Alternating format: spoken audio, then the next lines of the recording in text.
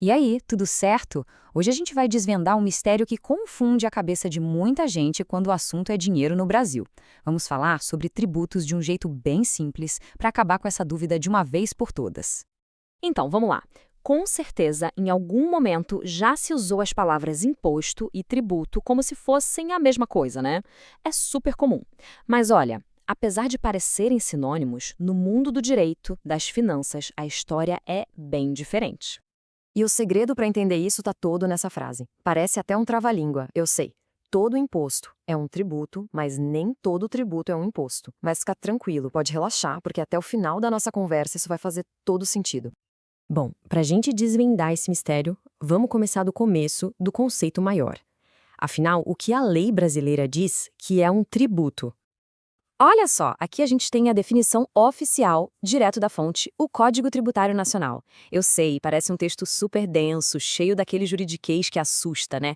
Mas calma, cada pedacinho aqui é importante. Vamos quebrar isso para ficar bem mais fácil de entender.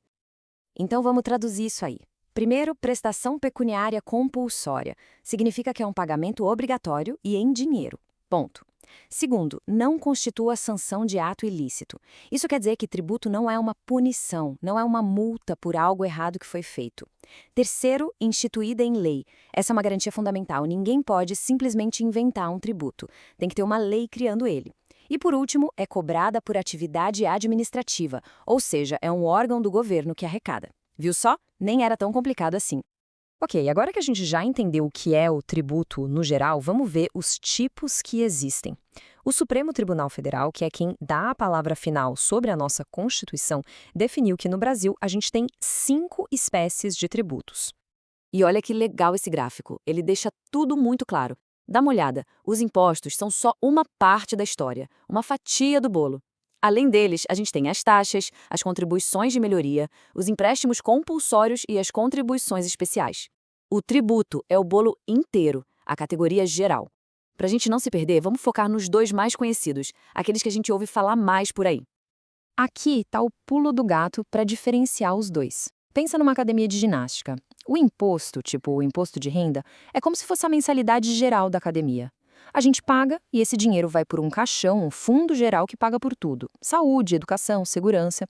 Não dá para dizer, o dinheiro do meu imposto foi para construir essa ponte específica. Agora, a taxa é diferente. A taxa é como pagar para alugar a quadra de tênis da academia. É um pagamento por um serviço específico que é oferecido, como a taxa de coleta de lixo, por exemplo. O dinheiro é carimbado, tá diretamente àquele serviço. Essa é a grande diferença.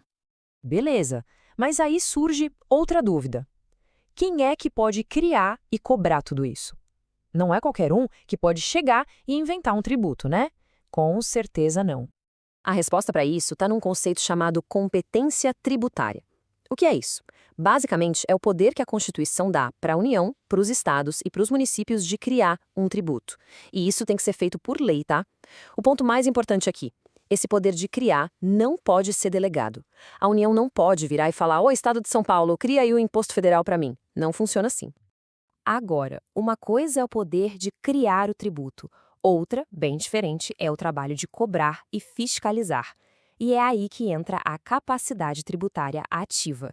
Essa parte prática da coisa, sabe? Ir lá, arrecadar, conferir se está tudo certo. E essa função, ao contrário da competência para criar, pode ser delegada. Alguém pode ser encarregado de fazer a cobrança. Quer ver um exemplo perfeito disso? Pensa na anuidade que médicos pagam para o CRM ou que engenheiros pagam para o CREA. Aquilo, na verdade, é um tipo de tributo, uma contribuição. E quem tem a competência, o poder de criar essa contribuição? A União, porque é um tributo federal. Mas quem vai lá e cobra do profissional todo ano? O próprio Conselho, o CRM, o CREA, ou seja, a União delegou a capacidade de cobrar para eles. Ficou claro?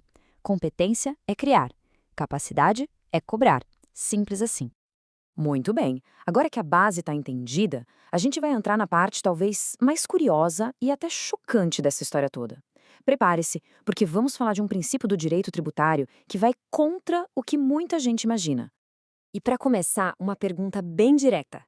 A grana que vem de uma atividade ilegal, tipo tráfico, por exemplo, essa grana tem que pagar imposto de renda? Pensa bem, é uma pergunta que dá um nó na cabeça, né? Pois é, a resposta pode surpreender muito a gente, mas ela está resumida nessa frase. Para a lei tributária, o que interessa é que houve um ganho, que a pessoa enriqueceu. De onde veio esse dinheiro, se foi de um trabalho honesto ou de um crime, por imposto não faz diferença. Isso tem até nome chique, em latim, pecunia non olet, que significa literalmente dinheiro não tem cheiro. O nosso próprio Código Tributário diz, lá no artigo 118, que o fato que gera o tributo tem que ser analisado de forma objetiva. Ou seja, o fisco olha e vê, opa, o patrimônio da pessoa aumentou. É isso que importa. A legalidade ou a moralidade da atividade que gerou essa grana, isso é outra história. E essa história é sensacional. Olha só de onde ela vem. Lá na Roma Antiga, o imperador Vespasiano resolveu criar um imposto sobre o xixi coletado nos banheiros públicos. É sério, porque esse xixi era usado para lavar roupas. O filho dele, Tito, ficou com nojo, achou um absurdo ganhar dinheiro com aquilo. O que Vespasiano fez? Pegou uma moeda de ouro vinda desse imposto, colocou debaixo do nariz do filho e perguntou: "Tá sentindo algum cheiro?" E aí soltou a frase que ficou para a história: "Pecunia non olet", dinheiro não tem cheiro. Uma aula de pragmatismo que atravessou séculos. Então o ponto central é esse. O objetivo do direito tributário não é prender bandido, não é punir crime. Para isso existe o direito penal. A função dele é arrecadar dinheiro com base na capacidade econômica de cada um. Se aconteceu algo que mostra que a pessoa tem riqueza, ganhou dinheiro, tem um carro, um imóvel, vendeu algo, nasce a obrigação de pagar o tributo. E ponto final. E para a gente fechar, fica aqui uma provocação para pensar. Se a lei dos tributos é tão fria, a ponto de não se importar de onde vem o dinheiro, o que então faz um sistema de tributos ser justo? É fazer com que quem ganha mais pague mais? É ter regras mais simples para todo mundo? É uma discussão gigante, né? Mas que mostra o papel fundamental dos tributos na sociedade. Muito obrigada pela companhia e até a próxima.